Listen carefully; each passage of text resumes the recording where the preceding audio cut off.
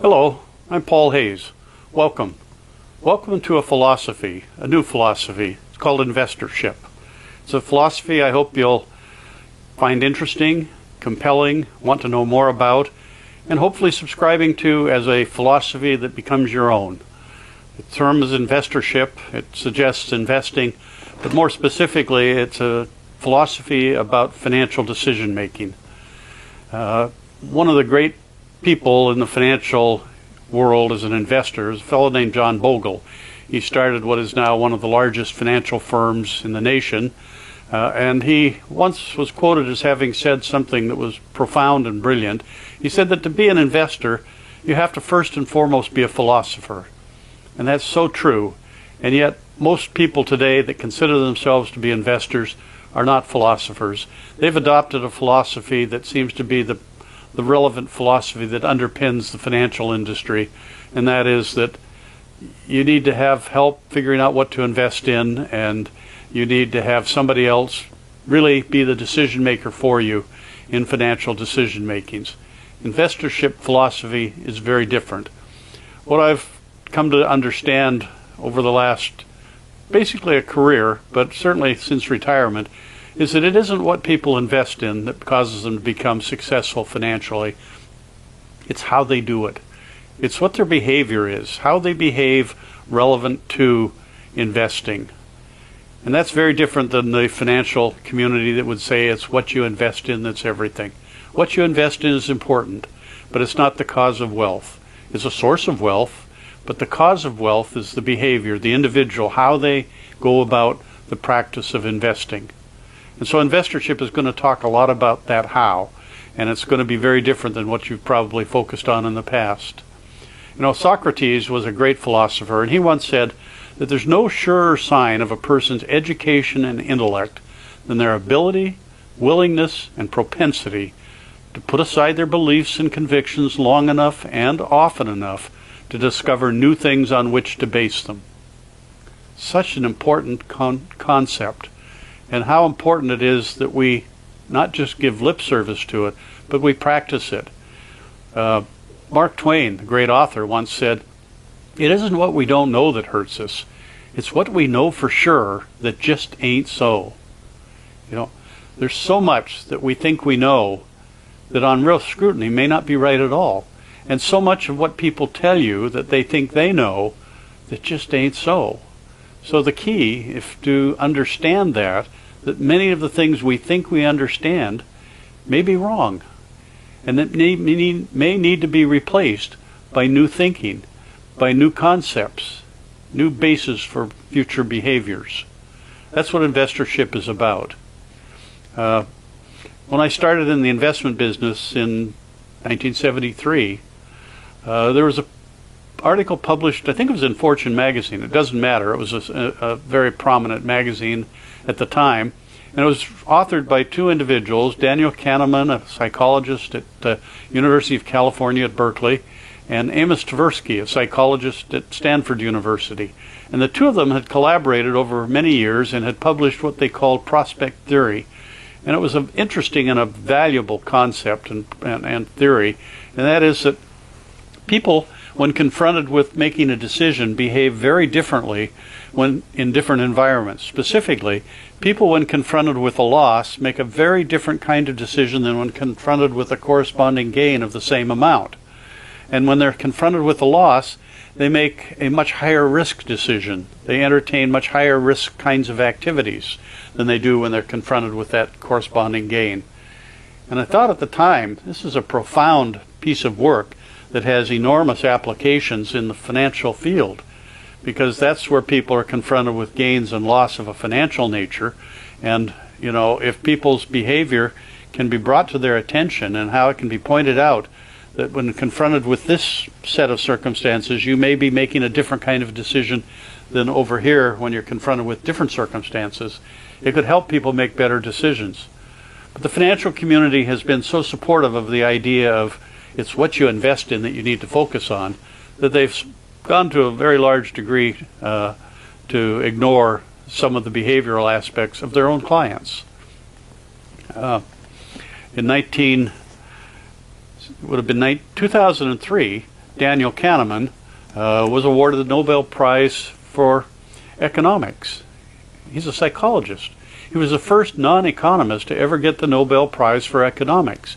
And he was awarded the prize on the basis of his contribution to the economic theories that prevailed at the time. Specifically, the economic theory that people, when confronted with a decision, will gather the facts, they'll weigh the facts on the basis of relevance and on the basis of importance, and then they'll make a rational decision. And Daniel Kahneman basically said, yeah, sometimes they do that, but they don't always. Sometimes their emotions intervene and deprive them of the ability to make rational decisions, or they will introduce errors in judgment into the whole decision-making process, and those errors in judgment can cause very smart people to make very, very expensive mistakes. The old adage that if you don't know yourself, Wall Street is the best place to learn, or it's the most important, most expensive place to learn. It's not the best place to learn, but if you don't know who you are and you go to Wall Street, you'll learn at a very expensive rate. Daniel Kahneman, the psychologist, in 2012, went on to publish a book that became a bestseller immediately on the New York Times bestseller list. It's called Thinking Fast and Slow. It's a wonderful book about our nature, about how we think, and he talks about thinking fast and slow. Not that one is better than the other, because at times you have to think fast. Your survival may depend on it. At other times, you need to think slow. And if you think too fast and don't think enough about a subject or a decision, you may find yourself having made a very costly error. He uses an example in the book, which I think is a great one. He says, a bat and a ball cost $1.10. And then he says the bat costs $1 more than the ball. So how much does the ball cost? Well, if the bat and the ball together cost $1.10 and the bat costs $1, the ball costs 10 cents, right? I mean, it's an easy question to answer. And 99% of the time, people will say, yeah, it costs 10 cents. But it's wrong. It can't be right. If the ball costs 10 cents and the bat costs $1 more, the bat costs $1.10. And if the bat costs $1.10 and you add a 10-cent ball to it, you've got $1.20. But the question started off saying the bat and the ball cost $1.10.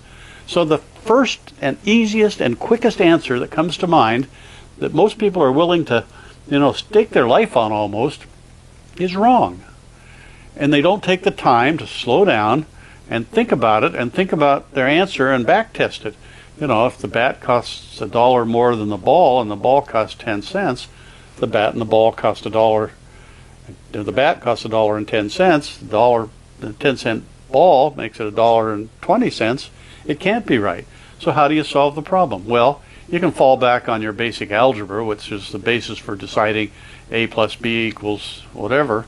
Or you could just say, well, we know it's not 10 cents because that was just proven wrong. So I'll plug in another number. How about if it was a nickel? Well, if the ball cost a nickel, the bat would cost $1.05. And if the bat cost $1.05 and the ball was 5 cents, you'd have $1.10. So bingo, you've got the right answer. But you had to slow down. And you had to back up and not jump at the first answer. So an awful lot about investorship is going to be about thinking fast and slow, applying some of these known principles, these scientific facts governing our behavior. About 20 years ago, about the time I was retiring, this whole idea of behavioral finance was just starting to evolve as a legitimate scientific basis for financial decision making or making better financial decisions. And there's been a lot written on the subject of behavioral finance, and investorship as a philosophy is grounded on this body of knowledge. One of the best books I've ever read on the subject of behavioral finance is The Psychology of Investing by John Nofsinger. John is a professor at a major American university, and he writes wonderfully on the subject. Enough detail to let us understand clearly, but not in a scientific way. He's not trying to write for the scientific journals. He's trying to write for you and me so that we can understand these concepts. And I recommend this book wholeheartedly. It's published by the successor of Prentice Hall. It's now Pearson Publishing. But it's a wonderful book. It's available on Amazon or probably in any of the better bookstores. But I recommend reading it. I also recommend reading another book that John is in the process of co-authoring with me. It's called Spending Your Way to Wealth. John and I have teamed up to try to put more substance into this philosophy of spending, this investorship philosophy, and turn it into more than a book or something you just read and forget, but turn it into something that lives within you, so that when you make a decision, a financial decision, this whole process of thinking about the long-term consequences of this decision comes to mind, so that when you reach for that second latte, and we're not trying to put the latte business out of business, but when you reach for that second latte today, you think about the consequences. I'm 75 years old. I have a granddaughter that starts university in 10 years. My wife and I enjoy a bottle of wine with dinner. And, a $15 bottle of wine seems like it's, reasonable. You go into the grocery store and you see bottles of wine that are $30 and $50 and $70, which seems frivolous to me. $15, yeah, it's something we can afford. But, if you put a $15 bottle and a $10 bottle of wine in front of me and gave me a blind test, I'm not sure I could tell you which was which. In fact, I'll bet 50% of the time I'd pick the $10 bottle of wine. So I said, well, what if I took that $5 extra and buy the $10 bottle of wine for dinner, and I took that $5 and I just put it into an S&P index fund, the same thing that money for the latte went into, just an average, plain Jane, Standard & Poor index fund, and I did that for 10 years. I'd have about another $30,000 as a result of that investment, assuming that the past 85 years of average returns was the same that we had in the next 10 years. It's a reasonable assumption. It's not a pie in the sky, get rich queen. It's just a highly likely rate of return. And $30,000 extra in 10 years is enough to probably get her nicely established in some college of her choice. So I've chosen to have $10 bottles of wine and to fund that extra $5 a night into her college fund. That's not giving up much, but it's taking a small expenditure and looking at it through the lens of only 10 years. Think what that would be if it went out 20 or 30 or 40 years. We're talking about a few dollars that grows to tens or hundreds of thousands of dollars, maybe millions. So that's what investorship's about. We welcome you aboard. We hope you'll stay tuned, stay alert to the concept of investorship, think about it, and tune in again for another version of Investorship Insights. Thanks for viewing, and thanks for welcome aboard.